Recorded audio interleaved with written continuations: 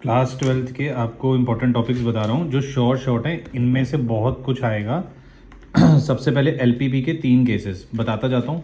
पहला केस होता है जो नॉर्मल क्वेश्चन होता है, दूसरा केस होता है जो ओरिजिन से लाइन पास करती है, तीसरा केस होता है अनबाउंडेड वाला। तीनों केसेस करके जाइएगा। प्रोबेबिलिटी में अगर देखा जाए तो डिजीज़ बेस की बेस थ्योरम करके जाइएगा। ट्रांसफ़र वाला केस बेस थ्योरम का करके जाइएगा। हार्ट अटैक वाला जो क्वेश्चन है वो करके जाइएगा। डिटर्मिनेंट बेस्ड एक क्वेश्चन मिसलेनियस एक्सरसाइज में आपको दिया गया है, वो करके जाइएगा। उसके बाद एक क्वेश्चन है कि इंडिपेंडेंटली सॉल्व बाय ए और बी वाला जो क्वेश्चन है वो करके जाइएगा। और स्पीकिंग ट्रुथ वाला क्वेश्चन है बेस थ्योरम का, वो करके जाइएगा। और अ कार्ड इज लॉस्ट वाला जो है वो वाला करके जाइएगा। साथ ही साथ टोटल प्रोबेबिलिटी का भी थोड़ा बहुत देख के जाइएगा।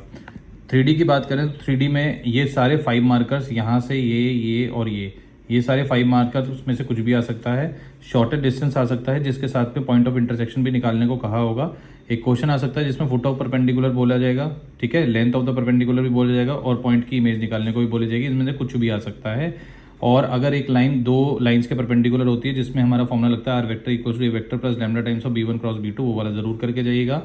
उसके बाद ये आपका 2 मार्कर में या 3 मार्कर में आ सकता है कि अगर 2 लाइंस परपेंडिकुलर हैं तो लैम्डा की वैल्यू क्या होगी, जिसमें हम ध्यान रखते हैं कि स्टैंडर्ड फॉर्म में इक्वेशन होनी चाहिए। या फिर 2 लाइंस के बीच में एंगल निकालने का जो कॉस थीटा का फॉर्मूला है a1 a2 b1 b2 c1 c2 वाला जो फॉर्मूला है वो लगा के अप्लाई करेंगे। उसके बाद मैट्रिसेस एंड डिटर्मिनेंट्स में इक्वेशन सॉल्विंग को सीरियसली लेके जाना।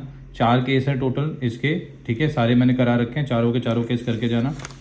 नेक्स्ट अगर देखें तो नेक्स्ट आपका है चैप्टर 1 में रिफ्लेक्सिव रिलेशन और ट्रांजिटिव रिलेशन और सिमेट्रिक रिलेशन की जो ट्रिक्स हैं वो ट्रिक ज़रूर करके जाना। या तो केस स्टडी आ सकती है या एमसीक्यू में क्वेश्चन आ सकता है। जितने भी इन्वर्स ट्रिग्नोमेट्री हैं उनके ग्राफ्स, उनके डोमेन और उनके रेंज जरूर करके जाइएगा। कंटिन्यूटी ज़रूर करके जाइएगा। डिफरेंशिएबिलिटी करके जाइएगा। रेट ऑफ चेंज बहुत इंपॉर्टेंट है और बहुत ईजी भी है, ठीक है। उसके बाद स्ट्रिक्टली इंक्रीजिंग डिक्रीजिंग का अगर आप टेबल कर लेते हो तो ये तो बहुत ईजी हो जाएगा। लोकल मैक्सिमा और लोकल मिनिमा जो है ये भी बहुत इजी है, टेबल से हो जाएगा। एब्सोल्यूट मैक्सिमा एब्सोल्यूट मिनिमा भी हो जाएगा। यहाँ पे मैं बच्चों एक चीज़ बता दूँ, यहाँ पे इसको फर्स्ट डेरिवेटिव टेस्ट से भी करके जाना। सेकंड डेरिवेटिव टेस्ट से तो आप लोग कर जाते हो, फर्स्ट डेरिवेटिव टेस्ट से भी करके जाना।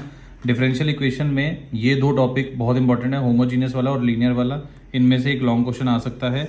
ऑर्डर और डिग्री का कॉन्सेप्ट जरूर करके जाइएगा। एमसीक्यू बेस्ड क्वेश्चन आ सकता है। और यहाँ पे वो वाला क्वेश्चन जरूर करना जिसमें पावर फ्रैक्शन में दी होती है, जिसमें स्क्वायरिंग बोथ साइड या क्यूबिंग बोथ साइड करने को आ सकता है। एओआई में अगर ध्यान दे तो एओआई में इलिप्स का क्वेश्चन कर लीजिएगा, पैराबोला का क्वेश्चन कर लीजिएगा। और ट्रिग्नोमेट्री में y इज साइन एक्स वाला, y इज कॉस एक्स वाला और y इज एक्स क्यूब वाला, ये जरूर कर लीजिएगा। उसके बाद y equal mod x plus 3 वाला, ये जरूर कर लीजिएगा। उसके बाद यहाँ पे एक और क्वेश्चन बनता है जो कि आपको ओल्ड एनसीईआरटी में देखने को मिल जाएगा कि ट्राइंगल फॉर्मेशन होती है जिसमें 3 पॉइंट दिए जाते हैं। वहाँ से एक बार इनसे इक्वेशन बनाते हैं, एक बार इन पॉइंट से इक्वेशन बनाते हैं, एक बार इस पॉइंट से इक्वेशन बनाते हैं, तो ट्रायंगल बनता है उसको सॉल्व करके निकालना होता है। तो ये था ओवरव्यू जो आपको मैंने बताया, इसमें से काफ़ी कुछ आ सकता है।